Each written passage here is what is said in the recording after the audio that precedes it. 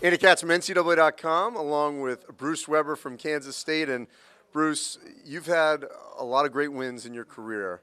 Where would you rank this one over Kentucky to get to the Elite Eight? Well, obviously the win with Illinois, to beat Arizona and come back like we did, to get to the Final Four was just an amazing thing. But to show the character and courage and guts, we had 30 fouls, we had 3 guys foul out. Dean Wade, our best player, could only play 8 minutes.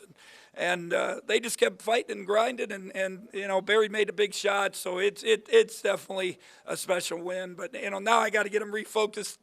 You got one more to get to do something even more special, and hopefully we'll settle down a little bit. But they were excited. I think everyone came in, right away. We saw the seeding or whatever, the new seeding, that we were 16th, and talked about our game being so ugly. But I don't think people appreciate how hard we play, how we guard.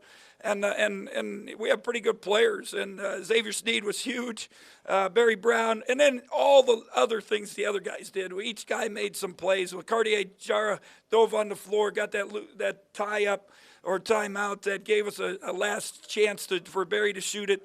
We got a lot of steals, a lot of defections, made some great plays in transition.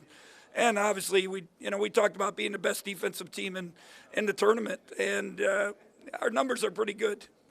The resiliency within this game, because I think the crowd was like 95-5. It might have been 99-1, and they got on that run. They got it right there. They were there to take the lead, but you guys responded.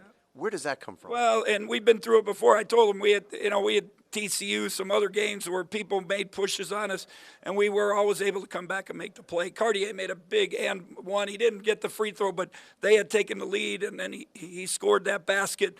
In the first half, Mike McGurl hit a big shot after I think either they tied it or took the lead. And we just kept making big plays. The guys believe they love each other, they care about each other, and they fight for each other. They talk about brotherhood all the time, and obviously they're a tight-knit group. So, you're losing guys right and left. You end up being really small against this taller Kentucky team. At that juncture, what's your thought process of how we're going to get through this with such a small lineup in those final seconds? Well, just, one, we said we could switch everything, and then we just talked about 5 guys. This is it. You got to come and rebound. And we got 2 big rebounds down the stretch. Obviously, Mahad Rainwright got a big rebound, got the free throw to put us up 3, which was huge. I think Xavier might have got the rebound before that. But, I knew we'd defend. We talked about it.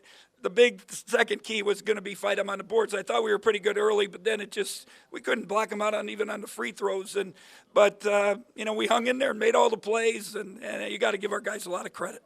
You've experienced both where you've been the favorite at Illinois in 05, and now sort of the unsung team, and it's you guys versus Loyola. What does that say about this tournament? Oh, it's unbelievable. It makes it so special. I kept telling our guys, appreciate where you are. There's so many good teams from Virginia to Michigan State, and you just go on down the line that are playing this weekend, and we're playing. And, it's such an unbelievable experience. I'm so happy for our guys. I thought maybe a year from now, if we all develop, because somebody told me we're the 8th youngest team in the country, so we're playing a lot of young guys. And then if you don't have your best player and you still survive it, it shows a lot for the guys. But it's just fun to be part of, and we got to get ready. Loyola is very good. Miami, Tennessee, and then tonight Nevada. We got to be focused and get back to that hotel. The coaches will be working all night like we did last week, and then get our guys focused and ready to play. What's it been like for you in the locker room where they're dousing water on you? And, you must almost feel like the fountain of youth, that this is just making you younger the way you're sort of being embraced by this group. Well, it's a fun group to coach. We haven't had any problems since last year when we came back from that NCAA tournament. I think getting in the tournament, even though it was the first four, whatever you call it, and get in and win a game, it gave them a motivation, understanding what it's about, and then a drive, and they pushed themselves all the way through. And I've raised my voice. I did yesterday in practice. I'll bet under 10 times all year. They do what they're supposed to. They take care of business, and it makes it fun to coach. Coach Fraser asked me after UMBC, he said, Coach, do you think you got to retire? You're so tired. I said, I'm fresh. I'm ready to go. And, but again, they make it that way because of how they play and how they act. We'll see you Saturday. Thank you, Andy.